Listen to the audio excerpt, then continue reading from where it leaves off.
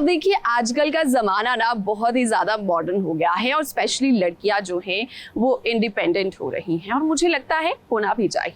अगर आप किसी टॉक्सिक रिलेशनशिप में हैं तो उससे निकलना आपके लिए आसान हो जाता है। मैं बात कर रही हूँ अपराजिता की। अब हम सभी जानते ही हैं कि अपराजिता का पति उसे कितना टॉर्चर करता है, लेकिन अब अपराजिता ने ये ठान लिया है कि उसे इस रिलेशनशिप से बाहर निकलना है।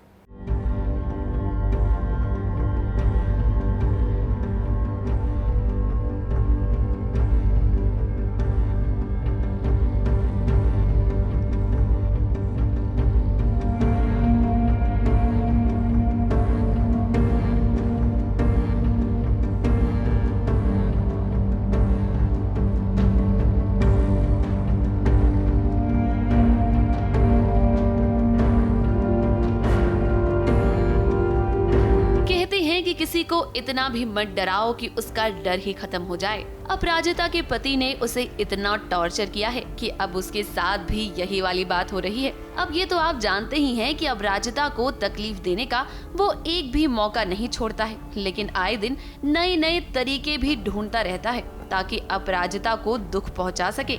जैसे कि देखिए आज अपनी आंखों के सामने जब अपराजिता ने अपने पापा की बेइज्जती होते हुए देखी तो वो ये बर्दाश्त नहीं कर पाई। जिस दुकानदार ने अपराजिता के पापा को खरी खोटी सुनाई, देखिए कैसे ये अपराजिता उसे सबक सिखा रही है। आप इसको नहीं जानती? इसको नहीं, इनको। मैडम ये एक नंबर का निकम्मा इंसान है, इसको कुछ नहीं आता। इसको नहीं, इनको। हाथ धीरे चलते तो बेइज्जती करेंगे आप, बदतमीजी करेंगे। नहीं चाहिए आपका काम, चलिए पापा। काम छोटा था तो उठाया क्यों? काम छोटा नहीं है सर, आपकी सोच छोटी है। जो अपराजिता के घर में जो मेरी दूसरी छोटी बेटी है ऐश्वर्या अरु, उसके शादी के लिए सब लोग पैसे जुटा रहे हैं और जिस हस्ती ने बड़ी बड़ी महेश्वरिया साड़ियाँ बुनी वो आज फॉल पीकू करने की कोशिश कर रहा है और कुछ पैसे जुटा रहा है। तकलीफ़ इसलिए हो रही है क्योंकि मुझे पता है उनकी आंखें कमज़ोर हैं और वो एक कलाकार हैं, वो खुद डिज़ाइंस क्रिएट कर रहे हैं, करते थे। तो अभी मुझे बुरा लग रहा है वो किसी और के लिए काम कर रहे हैं और वहाँ उनसे कोई बदतमीज़ी कर रहा है, तो मुझे बुरा लग रहा है। अब ललित ये बात अच्छे से जानता है कि अपराजिता की कमजोर कड़ी उसका परिवार है, इसीलिए वो उस जगह पर वार करता है जहां उसे पता हो कि अपराजिता को दुख जरूर होगा।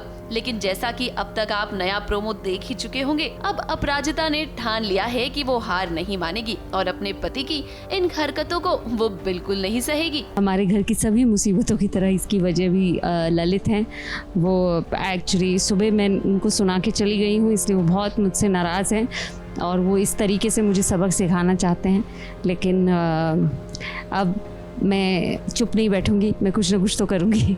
अपराजिता इस रिश्ते से बाहर निकलने का रास्ता ढूंढ रही है, इसलिए वो इंडिपेंडेंट बनने की कोशिश कर रही है, अपनी पहचान बनाना चाहती है ताकि उसे जीने के लिए किसी की ज़रूरत ना पड़े। वैसे हम आपको बता दें कि आने वाले ट्रैक में अब रक्षित भी अपराजिता की मदद करता हुआ नजर आएगा। रक्षित चाहेगा कि अपराजिता अपने टॉक्सिक पति को छोड़कर जिंदगी में आगे बढ़े और यहीं से तो अपराजिता और रक्षित की नई लव स्टोरी की शुरुआत होगी। मुंबई से प्रिया धवड़े के साथ एबीपी न्यूज रिपोर्ट।